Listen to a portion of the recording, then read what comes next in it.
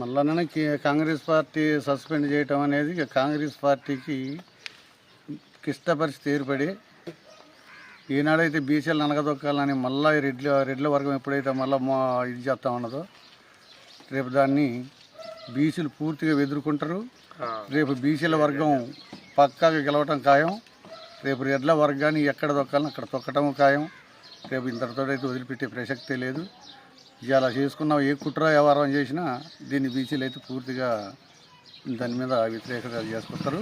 పక్కగా బీసీ సీట్లు మొత్తం కంపల్సరీగా గెలిపిస్తారు. దాంట్లో ఏ విధమైనటువంటి కూడా ఇవాళ ఈ రాష్ట్ర మొత్తం కూడా ఉమ్మడి ఆంధ్ర రాష్ట్రాలు కూడా మొత్తం కూడా ఇవాళ బీసీ వర్గాలు పూర్తిగా వ్యతిరేకతమై ఉన్నాయి. ఇలా కేంద్రానికి తెలుస్తుంది, ఇలా రాష్ట్రాలకు తెలుస్తూ ఉన్నది. ఇవాళ సోదరులకు తెలుస్తుంది, రెడ్డిగా తెలుస్తుంది, మొత్తానికి తెలుసు. ఇవాళ బీసీ ఎక్కడ చూసినా బీసీ వ్యతిరేకత పూర్తిగా వచ్చేసిందనే సంగతి బాగా తెలుసు. ఇవాళ రెడ్లు ఎంత చేయాలని వాళ్ళు ఎంత కుట్ర పొందాలనుకున్నా బీసీలను అయితే అంచేత వీళ్ళ వాళ్ళ కాదు, వీళ్ళ వాళ్ళ కానుక పని కూడా జరుగుతుంది రేపు అని చెప్పి మేము పూర్తిగా తెలియజేయాలి. ఇప్పుడు పిసిసి అధ్యక్షులు కులపత్రాలు ఏదైతే కులగణన పత్రాలు చింపినందుకే ఆయన్ని సస్పెండ్ చేశామని చెప్తున్నారు. మేధావులు మాత్రం ఇండిపెండెంట్ బీసీలు గెలుస్తున్నందుకే కాంగ్రెస్ పార్టీ తన పార్టీ గెలవట్లేదని సస్పెండ్ చేసినట్టుగా మేధావులు భావిస్తున్నారు. మీరు ఎట్లా భావిస్తున్నారు? బీసీ పత్రాలు దించిండు మల్లన్న అని చెప్పుకోవడానికి వాళ్ళకి సిగ్గుచేటు. బీసీ పత్రాలు దించాల్సిన అవసరం మల్లన్నకు లేదు, బీసీ వాళ్ళకి లేదు. అసలు బీసీలకి ఇవాళ ఈ రోజున మనకి సీట్లు ఇవ్వకుండా, ఎమ్మెల్సీ సీట్లు ఇవ్వకుండా మళ్ళా రెడ్ల వర్గాలకు ఇచ్చి మళ్ళా బీసీలు వ్యతిరేకత అవుతారని మనకి ఇవాళ మల్లన్న మీద ఇదొక అపోహన వేసి ఆరోపణ వేసి నిందలేసి మల్లన్న మీద పార్టీని సస్పెండ్ చేయడం అనేది కాంగ్రెస్ పార్టీకి వాడు ముడి కింద కొమ్మను వాడు నరుక్కున్నట్టే ఉంటుంది తప్ప ఇవాళ రెండోది అయితే ఉండదని చెప్పి కూడా మేమైతే క్రమం చేస్తాం. ఛానల్కి ధన్యవాదాలు. మల్లన్న గారి సస్పెండ్ని కాంగ్రెస్ పార్టీ చేయటం అంటే అది కాంగ్రెస్ పార్టీ తను ఎక్కిన సెట్ని తను నరుకున్నట్టే. కాంగ్రెస్ పార్టీ కష్టకాలంలో కూడా తీన్మార్ మల్లన్న మొత్తం పేద ప్రజల పక్షాన నిలబడి ప్రతిపక్షం అయ్యుండి కూడా కొట్లాడి కేసీఆర్ ప్రభుత్వంలో కూడా 70 పైసలకు కేసులు పెట్టించుకొని ఇవాళ కాంగ్రెస్ పార్టీని అధికారంలోకి తీసుకురావడం జరిగింది. ఈరోజు మల్లన్నని ఏదో షాక్ చూపి సస్పెండ్ చేయడం అనేది అది కాంగ్రెస్ పార్టీకి చాలా నష్టం జరుగుతుంది. భవిష్యత్తులో కూడా 60% పైన ఉన్నటువంటి బీసీలు వాళ్ళతో పాటు ఎస్సీ ఎస్టీలు కూడా 90% ఉన్నటువంటి ఈ తెలంగాణ రాష్ట్రంలో మరి మల్లన్నని సస్పెండ్ చేస్తే యావత్ బీసీ సమాజాన్ని బడుగు బలిన వర్గాల్ని చేసినట్టేగా మేము భావిస్తున్నాం. రెండో విషయం ఏంటంటే ఇది ఒక కుట్రగా జరుగుతుంది. మల్లన్నని పార్టీలో ఉంచడం కొంతమంది జీర్ణించుకోలేకపోతారు. ఎందుకంటే రేపు ఎమ్మెల్సీ 3 బీసీలు గెలిచే అవకాశం ఉంది.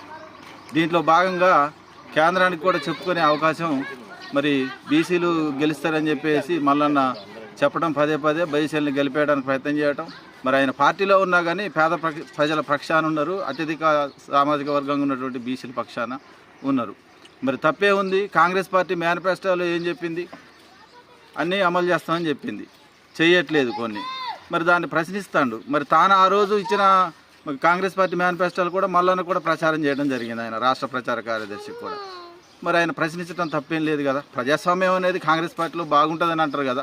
మరి అదే స్టాండ్ మీద ఆయన ప్రశ్న చేస్తాడు, పేద ప్రజల పక్షాన పనిచేస్తాడు. మరి ఆయన్ని ఇవాళ సస్పెండ్ చేయడం అంటే 2-3 రోజులలో ఎమ్మెల్సీ ఉపాధ్యాయ టీచర్స్ అవి గ్రాడ్యుయేట్స్ మరి మల్లన్న బీసీల తరఫున ఇండిపెండెంట్గా సపోర్ట్ చేయడం జరిగింది కాబట్టి సస్పెండ్ చేసి ఒక కుట్రలో భాగంగానే జరిగింది.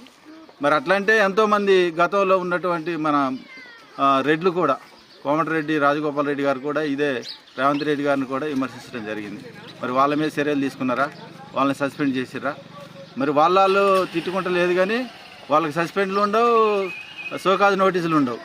కానీ ఒక పేద ప్రజల పక్షాన పనిచేసే మల్లన్నకు మాత్రం సోకాజ్ నోటీసులు ఉంటాయి, సస్పెండ్లు ఉంటాయి. ఇది చాలా దుర్మార్గం. దీన్ని మేము తీవ్రంగా వ్యతిరేకిస్తున్నాం. ఏదైతే మెజార్టీగా ఉన్నామో తెలంగాణలో బీసీ సమాజం, మాతో పాటుగా ఎస్సీ ఎస్టీలు కూడా తీవ్రంగా దీన్ని వ్యతిరేకిస్తున్నాం. దీన్ని కాంగ్రెస్ పార్టీ పునరాలోచించి మరి ఇది కేంద్రం రాహుల్ గాంధీ గారు కూడా మరి ఏదైతే కులగణన పేరుతో రాహుల్ గాంధీ గారు చెప్పినరో కామారెడ్డి డిక్లరేషన్లో కూడా 42% బీసీలకు రిజర్వేషన్ అన్నారో మరి అవన్నీ కూడా రేపు చట్టసభల్లో పెట్టేయాలి. మరి దానికి రాజ్యాంగ చట్టబద్ధత తీసుకురావాలి, అసెంబ్లీలో తీర్మానం చేయాలి, కేంద్రంలో కూడా పెట్టాలి, మరి అవన్నీ చేయాలి. మరి ఇప్పుడున్న గవర్నమెంట్ చేస్తుందా? వాళ్ళు మాట్లాడే మల్లనని చర్యలు అంటారు, సోకాదు నోటీసులు అంటారు, సస్పెన్లు అంటారు. మరి ఎవరు ఇవాళ క్యాబినెట్ ఉంది, క్యాబినెట్ మొత్తం కూడా అగ్రకులాలు రెడ్లే ఉన్నారు. మరి వాళ్ళు ఏది కూర్చొని నిర్ణయం చేస్తే అదే. ఇప్పుడు ఎలక్షన్ ముందు చెప్పింది వేరు, ఇప్పుడు చేసేది వేరు.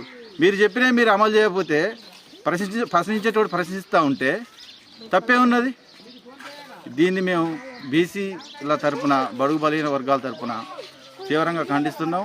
కాంగ్రెస్ పార్టీ ఇది నష్టానికే తప్ప ఇంకొకటి లేదు.